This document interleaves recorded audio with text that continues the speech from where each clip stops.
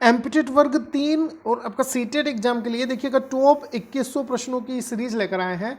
आपका देखिएगा चैनल पर नए हैं तो चैनल को सब्सक्राइब करके बेल बटन को ऑन करिएगा। स्टार्ट करते हैं वीडियो को बिना टाइम गवाए। पहला क्वेश्चन आपके सामने है, ग्रीन हाउस गैसों के दुष्परिणाम स्वरूप उत्पन्न होता है। देखिएगा आपका क्या यहाँ पर एक इफेक्ट हो सकता है, बताइएगा।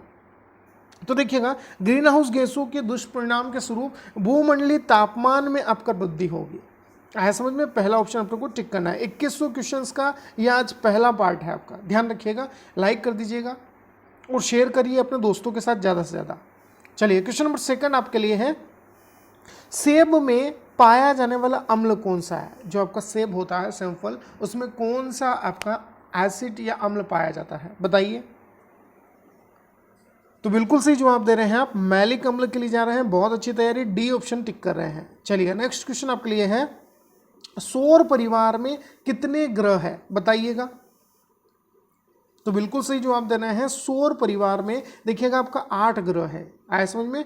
डी ऑप्शन आप टिक कर रहे हैं, बहुत अच्छी तैयारी। चलिएगा नेक्स्ट क्वेश्चन आपके लिए है, गोबर गैस में मुख्य अवयव है, कौन होगा, बताइए। तो बिल्कुल सही है, मीथेन होगा। देखिएगा वीडियो को पूरा जरूर देखिएगा, आपका पैडागोगी और दोनों आपका क्वेश्चन शामिल किए हैं इसमें, बहुत इंपॉर्टेंट क्वेश्चन रहने वाला है। चलेगा, मीथेन यहाँ पर हुआ सही। गोबर गैस के लिए मुख्य अवयव कौन है? मीथेन। चलेगा नेक्स्ट क्वेश्चन आपके लिए है, पर्यावरण शिक्षा केंद्र अवस्थित है कहाँ पर, बताइए। तो पर्यावरण शिक्षा केंद्र जो है अहमदाबाद के लिए जाएंगे, बी ऑप्शन अपने यहाँ पर सही होगा। समझ में? पर्यावरण शिक्षा केंद्र कहाँ है? अहमदाबाद में। बी ऑप्शन टिक कर रहे हैं आप सभी। चलिएगा नेक्स्ट क्वेश्चन आपके लिए है, कौन सी गैस ग्लोबल वार्मिंग के लिए उत्तरदायी है, जल्दी से बताइए। तो देखिएगा आपका यहाँ पर सबसे महत्वपूर्ण कार्बन डाइऑक्साइड जो है ग्लोबल वार्मिंग के लिए उत्तरदायी गैस होगी। आया समझ में? नेक्स्ट क्वेश्चन की तरफ चलते हैं, मलेरिया रोग होता है, बताइएगा किसके कारण होगा मलेरिया रोग। तो बिल्कुल सही है, प्लाज्मोडियम फैल्सिफेरम के कारण मलेरिया रोग होता है। बहुत ही इंपॉर्टेंट क्वेश्चन कहेंगे इसको। चलिएगा नेक्स्ट क्वेश्चन आपके लिए है, पर्यावरण के जैविक घटक में शामिल है, किसे शामिल करेंगे, बताइए। तो बिल्कुल सही है, आप सी ऑप्शन टिक कर रहे हैं, ज्यादातर पौधों के लिए बहुत सही जा रहे हैं। चलिएगा नेक्स्ट क्वेश्चन आपके लिए है, नीली क्रांति संबंधित है, बताइएगा नीली क्रांति किससे संबंधित होगी। तो बिल्कुल सही जवाब दे रहे हैं, नीली क्रांति जो है यहाँ पर आपका संबंधित है मछली पालन से। और एक और आपसे पूछा जाता है पीसी कल्चर से रिलेटेड, तो पीसी कल्चर भी किससे संबंधित है? आपका मछली पालन से ही। ध्यान रखिएगा, दोनों ही क्वेश्चन एग्जाम में पूछे जाते हैं। चलिएगा नेक्स्ट क्वेश्चन आपके लिए है, प्रकृति में ऑक्सीजन का प्रमुख स्रोत होते हैं, बताइएगा। हरे पौधे, शैवाल, वायु या पर्यावरण, बताइए। प्रकृति में कौन ऑक्सीजन का प्रमुख स्रोत होगा, जल्दी से बताइए। तो बिल्कुल सही जवाब है, यहां पर आप आंसर कर रहे हैं, हरे पौधे जो है ऑक्सीजन के प्रमुख स्रोत होंगे। ध्यान रखिएगा, क्वेश्चन बन सकता है एग्जाम में। चलिएगा नेक्स्ट क्वेश्चन आपके लिए है, देशांतर गमन पक्षी का उदाहरण है, तोता, सारस, क्रेन जिसे हम कहते हैं, साइबेरियन सारस है या फाख्ता, बताइएगा। जो एक देशांतर से दूसरे देशांतर की ओर आता है, आया समझ में? कुछ स्पेशल सीजन होता है या, तो बिल्कुल सही जवाब दे रहे हैं, देशांतर गमन पक्षी जो है साइबेरियन क्रेन होगा या साइबेरियन सारस होगा। ध्यान रखिएगा, बहुत इंपॉर्टेंट क्वेश्चन है यह। आया समझ में? सी ऑप्शन अपने को यहाँ पर टिक करना है। चलेगा नेक्स्ट क्वेश्चन आपके लिए है, वेरी वेरी इंपॉर्टेंट क्वेश्चन कहेंगे, निम्न में से कौन सा पर्यावरण शिक्षण का उद्देश्य नहीं है, बताइएगा। उद्देश्य नहीं है पूछा है हमसे।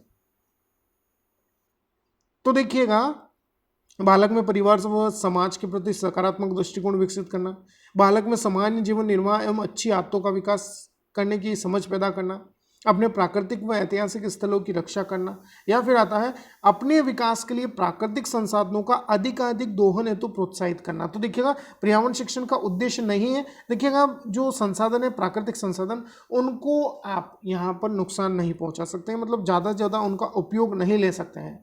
ऐसे समझ में? सभी का संतुलन आवश्यक है इस धरती पर, तो दोहन ज़्यादा से ज़्यादा प्राकृतिक संसाधनों का नहीं करना यहाँ पर नेगेटिव टैग है, डी ऑप्शन पे को टिक करना है। चलिए नेक्स्ट क्वेश्चन है, मृदा प्रदूषण के निम्नलिखित में से कौन सा कारण नहीं होगा, बताइएगा मृदा प्रदूषण इनमें से किससे नहीं होता है, मतलब थर्मल पावर से, अम्ल वर्षा से, ओजोन से, या रासायनिक प्रयोग कर रहे हैं हम ज़्यादा से ज़्यादा, किसके कारण नहीं होगा, नहीं पूछा है हमसे, बताइए मृदा प्रदूषण के लिए।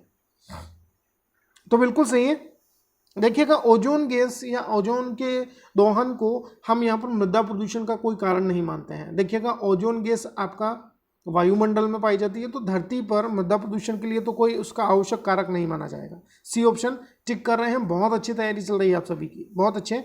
चलेगा नेक्स्ट है, राजस्थान में मानसून का द्वार कहलाता है भरतपुर, झालावाड़, कोटा या बांसवाड़ा, जल्दी से बताइए। तो बिल्कुल सही है, राजस्थान में मानसून का द्वार देखिए किसे कहेंगे, तो यह आपका बांसवाड़ा जिला होगा, आया समझ में, जहां पर मानसून राजस्थान के अंतर्गत सबसे पहले आता है। ध्यान रखिएगा, रीड के लिए ये क्वेश्चन बहुत इंपॉर्टेंट है और एग्जाम में भी आपका पूछा जा सकता है, जैसे एमपी टेट में है, यूपी टेट में है, आया समझ में। चलेगा नेक्स्ट क्वेश्चन है, जल को शुद्ध करने वाली लाल दवा का रासायनिक नाम क्या है, बताइएगा। तो पोटेशियम परमैंगनेट के लिए जा रहे हैं आप, बिल्कुल सही है, जो जल को या पानी को शुद्ध करती है आपका। लाल दवा ऐसे स्थानीय भाषा या लोकल लैंग्वेज में हम कहते हैं, पोटेशियम परमैंगनेट इसका नाम है, रासायनिक नाम, आया समझ में, पहला ऑप्शन टिक करिएगा। चलेगा नेक्स्ट क्वेश्चन है, ट्रेकोमा रोग संबंधित है, बताइएगा ट्रेकोमा रोग किससे संबंधित है। तो बिल्कुल सही जवाब दे रहे हैं, नेत्र या आंखों से संबंधित रोग है, ध्यान रखिएगा ट्रेकोमा। चलेगा नेक्स्ट क्वेश्चन आपके लिए है, विभेदकारी परीक्षा अंतर करती है, बताइएगा किसके अंतर्गत यह आपका डिफरेंट करती है, बहुत इंपॉर्टेंट क्वेश्चन। तो देखिएगा विभेदकारी परीक्षा जो है सामान्य छात्रों में अंतर करती है, ध्यान रखिएगा, ऐसा समझ में कि एक ऐसी परीक्षा होती है विभेदकारी परीक्षा कि उसमें आपका सभी बच्चों के समान अंक आते हैं, ऐसा समझ में। तो जो सामान्य बच्चा होगा वो तो उस टेस्ट को या परीक्षा को पास कर लेगा, लेकिन जो आपका सामान्य स्तर से कम होंगे, औसत होंगे सीखने वाले, वो नहीं कर पाएंगे। मतलब अंतर किस में होगा, सामान्य छात्रों के बीच ही अंतर करेगी ये परीक्षा, ये ध्यान रखिएगा। विभेदकारी परीक्षा अंतर करती है तो सामान्य छात्रों में, कंफ्यूज नहीं होना है, 101% ये आंसर आपका सही है, ध्यान रखिएगा। नेक्स्ट क्वेश्चन आपके लिए है, मदिरापान के आदि व्यक्तियों में किसकी कमी हो जाती है, बताइएगा। निकोटिनिक अम्ल है, टैनिक अम्ल है, सेल्यूलोज है, या इनमें से कोई नहीं, बताइएगा। जो शराब पीते हैं व्यक्ति, उनमें यहाँ पर किस एक स्रोत की कमी हो जाएगी, बताइएगा, एसिड की। तो यह निकोटिनिक अम्ल की कमी हो जाएगी, पहला ऑप्शन अपने को यहाँ पर टिक करना है। चलेगा नेक्स्ट क्वेश्चन आपके लिए है, विश्व में किस सागर में जल लवणता सबसे अधिक है, मतलब सबसे खारा जल यहाँ पर होता है, बताइए। तो बहुत सही जा रहे हैं, लाल सागर, काला सागर, अरब सागर या मृत सागर। तो देखिएगा जल लवणता सबसे अधिक जो है आपका मृत सागर के लिए जाएंगे, ऐसा समझ में, ज्यादातर आप डी आंसर ही दे रहे हैं, बहुत अच्छी तैयारी चल रही है आपकी। चलेगा नेक्स्ट क्वेश्चन है, जूम खेती कहाँ होती है, बताइएगा जल्दी से। जूम खेती कहाँ होती है, पहाड़ों की चोटी पर, पहाड़ी ढलानों पर, मैदानी भागों पर, या इनमें से कोई नहीं, बताइएगा।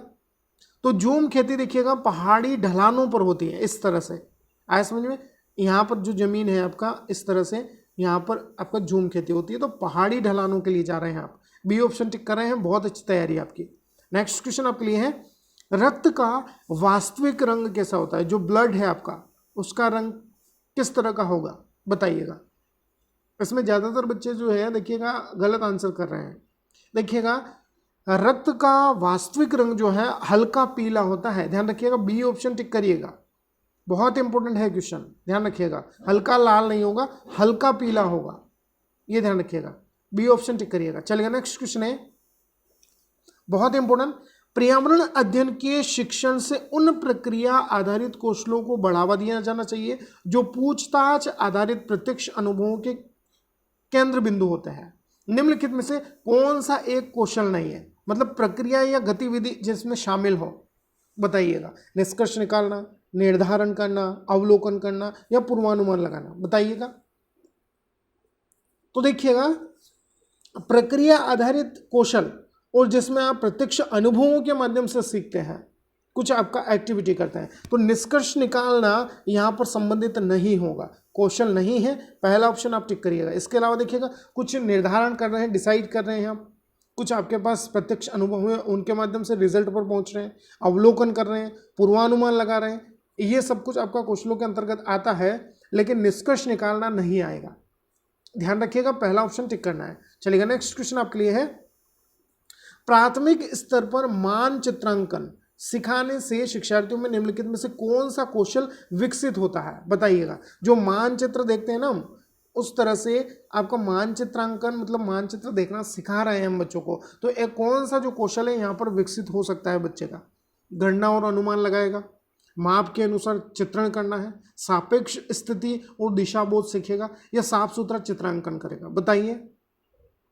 तो बिल्कुल सही जवाब है सापेक्ष स्थिति और दिशाबोध सीखेगा। बिल्कुल, आपका जैसे कि किसी शहर के बारे में या विश्व के जो देश हैं उनके बारे में सीखना है, तो मानचित्र में हम देखेंगे कि कौन सा आपका स्टेट या राज्य या देश आपका किस जगह स्थित है, उसके बारे में हमें स्थिति जो रियल उसके लोकेशन है उसके बारे में, और कौन सी दिशा में वह भी हमें पता चलेगा। तो सापेक्ष स्थिति और दिशाबोध किसके माध्यम से होता है? मानचित्रांकन के माध्यम से, या जो मानचित्र होता है उसके माध्यम से। इतना आया समझ में? चलेगा, बहुत अच्छे। पर्यावरण अध्ययन की पाठ्यपुस्तकों में विभिन्न प्रकरणों में एक खंड करके देखो, जो आपका गतिविधि बूझो तो जाने की तरह करके देखो भी एक आपका इसमें पार्ट दिया है, को शामिल किया गया। इसका उद्देश्य क्या होता है? बताइएगा। परीक्षा में निष्पादन को सुधारना है, प्रत्यक्ष अनुभव उपलब्ध कराना है, वैज्ञानिक शब्दावली की परिभाषा सिखाना है, या घर में शिक्षार्थियों को व्यस्त रखना है? बताइएगा। तो देखिएगा, देखो करके देखो मतलब कुछ गतिविधि ही है, तो यह प्रत्यक्ष अनुभव हमें दे रही है। बी ऑप्शन अपने को यहाँ पर टिक कर लेना है। बहुत अच्छे। नेक्स्ट क्वेश्चन आपके लिए है, मूल्यांकन एक ऐसी प्रक्रिया है जिससे सही ढंग से किसी वस्तु का मूल्यांकन व मापन किया जा सकता है। यह परिभाषा किसने दी है? बताइए। दांडेकर ने, गुड्स ने, मुफ्त ने, या क्विले ने? बताइएगा। तो बिल्कुल सही जवाब है। देखिएगा, यहाँ पर मूल्यांकन की ऐसी प्रक्रिया इन्होंने माना है मूल्यांकन को जो सही ढंग से किसी वस्तु का मूल्यांकन और मापन दोनों कर रहा है, तो ये गुड्स की परिभाषा है। बी ऑप्शन अपने को यहाँ पर टिक करना है। ये आपके टॉप 25 क्वेश्चंस थे। आई होप आपको समझ आए होंगे।